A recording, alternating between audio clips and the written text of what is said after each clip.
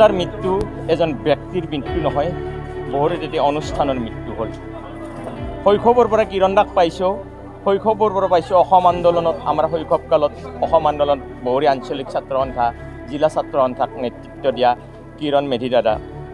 তাৰপিছত আমি সাংস্কৃতিক জগতখনক আগবাঢ়ি আহোঁতে যিকেইগৰাকী ব্যক্তি আমাক হাতত ধৰি আগবঢ়াই আনিছিল, তাৰ ভিতৰত অন্য নাম আছিল কিৰণ দা। কিৰণ দা কোনটো বিষয়ত নাছিল? এগৰাকী ভাল অভিনেতা, এগৰাকী ভাল নৃত্যশিল্পী, এগৰাকী ভাল নৃত্য পৰিচালক।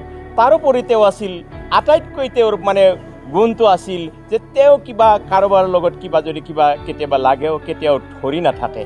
তেওঁ আছিল এগৰাকী খুব মানৱ দৰদী, মানুহপ্ৰিয় এগৰাকী ব্যক্তি। আজি প্ৰতিটো অনুষ্ঠান উকা হৈ গ'ল। কি অনুষ্ঠানত তেওঁ নাছিল? সত্ৰৰ পৰা, অখণ্ড ভাগৱত পাঠৰ পৰা, নাট্য জগতৰ পৰা, বিহুৰ পৰা প্ৰতিটো অনুষ্ঠান যেন এতিয়া বহুৰি উকা হৈ ৰ'ল। এনেকুৱা দ্বিতীয় এগৰাকী সমাজ সেৱক, সমাজপ্ৰিয় ব্যক্তি হয়তো আমি কেতিয়াবা যে পাম তাৰ আশা কৰিব নোৱাৰি। আজি তেখেতৰ আত্মাই য'ত আছে তাতেই থাকক, আমাক আশীৰ্বাদ দি যাওক। বহুৰিবাসীক তেখেতৰ সৰগৰ পৰাই যেন তেখেতৰ যিখিনি কাম কৰি গৈছিল সেইখিনি যেন আমি পিছৰ প্ৰজন্মই আগুৱাই নিব পাৰোঁ, তাৰেই মই কামনা কৰিম।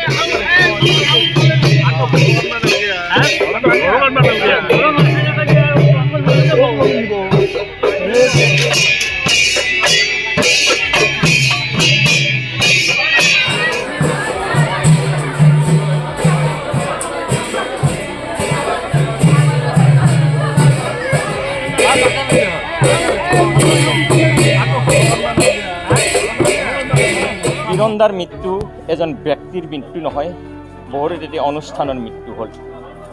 শৈশৱৰ পৰা কিৰণদাক পাইছোঁ, শৈশৱৰ পৰা পাইছোঁ অসম আন্দোলনত। আমাৰ শৈশৱকালত অসম আন্দোলনত বহুৰি আঞ্চলিক ছাত্ৰ সন্থা, জিলা ছাত্ৰ সন্থাক নেতৃত্ব দিয়া কিৰণ মেধি দাদা। তাৰপিছত আমি সাংস্কৃতিক জগতখনক আগবাঢ়ি আহোঁতে যিকেইগৰাকী ব্যক্তি আমাক হাতত ধৰি আগবঢ়াই আনিছিল, তাৰ ভিতৰত অন্য নাম আছিল কিৰণ দা। কিৰণ দা কোনটো বিষয়ত নাছিল? এগৰাকী ভাল অভিনেতা, এগৰাকী ভাল নৃত্যশিল্পী, এগৰাকী ভাল নৃত্য পৰিচালক। তাৰোপৰি তেওঁ আছিল, আটাইতকৈ তেওঁৰ গুণটো আছিল যে তেওঁ কিবা কাৰোবাৰ লগত যদি কেতিয়াবা লাগেও কেতিয়াও ধৰি নাথাকে। তেওঁ আছিল এগৰাকী খুব মানৱ দৰদী, মানুহপ্ৰিয় এগৰাকী ব্যক্তি। আজি প্ৰতিটো অনুষ্ঠান উকা হৈ গ'ল। কি অনুষ্ঠানত তেওঁ নাছিল? সত্ৰৰ পৰা, অখণ্ড ভাগৱত পাঠৰ পৰা, নাট্য জগতৰ পৰা, বিহুৰ পৰা প্ৰতিটো অনুষ্ঠান যেন এতিয়া বহুৰি উকা হৈ ৰ'ল। এনেকুৱা দ্বিতীয় এগৰাকী সমাজ সেৱক, সমাজপ্ৰিয় ব্যক্তি হয়তো আমি কেতিয়াবা যে পাম তাৰ আশা কৰিব নোৱাৰি। আজি তেখেতৰ আত্মাই য'ত আছে তাতেই থাকক, আমাক আশীৰ্বাদ দি যাওক। বহুৰিবাসীক তেখেতৰ সৰগৰ পৰাই যেন তেখেতৰ যিখিনি কাম কৰি গৈছিল সেইখিনি যেন আমি পিছৰ প্ৰজন্মই আগুৱাই নিব পাৰোঁ, তাৰেই মই কামনা কৰিলোঁ।